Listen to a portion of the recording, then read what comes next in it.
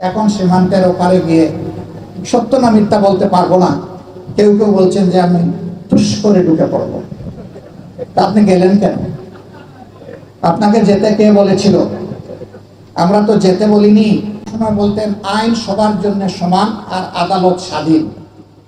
এবার আইন সবার জন্য সমান এবং আদালত স্বাধীন, সেটা একটু দেখার দরকার ছিল। আপনি গেলেন না। আপনার কথাটাই আপনি একবার নিজের জন্য প্রমাণ করে দিতেন, এটাই হতো আপনার সত্যিকারের রাজনীতিবিদ সুলভ আচরণ। তারপরে আমরা বলছি হ্যাঁ আপনি আসবেন, আপনাকে আসতে হবে, আসা উচিত। কারণ যা করেছেন তা তো এবার আদালতের সামনে দাঁড়িয়ে আপনার দেখা দরকার। আপনি নিরীহ লক্ষ লক্ষ মানুষকে দফায় দফায় আপনি নিয়েছেন আদালতে, মা বোনদেরকেও আপনি ছাড় দেননি, করেছেন আপনি লাঞ্ছিত।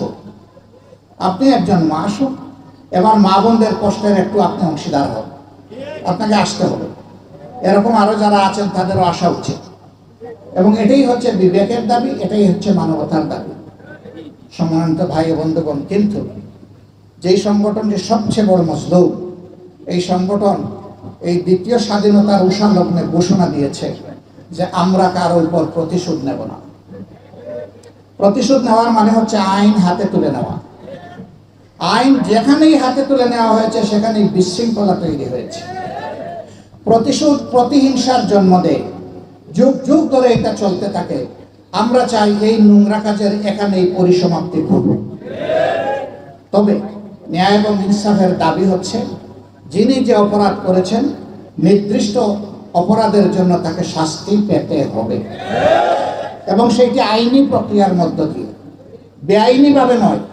রক্ষী বাহিনী যেভাবে খুন করেছে সেইভাবে নয়, নব্য রক্ষী বাহিনী দিয়ে আপনি যেভাবে বাংলাদেশের মানুষকে আয়না করে টেনে নিয়ে অন্ধকারে মাসের পর মাস বছরের পর বছর রেখেছেন সেইভাবে নয়। যেইভাবে বিনা বিচারে যেখানে সেখানে ক্রসফায়ারের নামে মানুষ খুন করেছেন ওইভাবে নয়, আইনি প্রক্রিয়ার মধ্যে।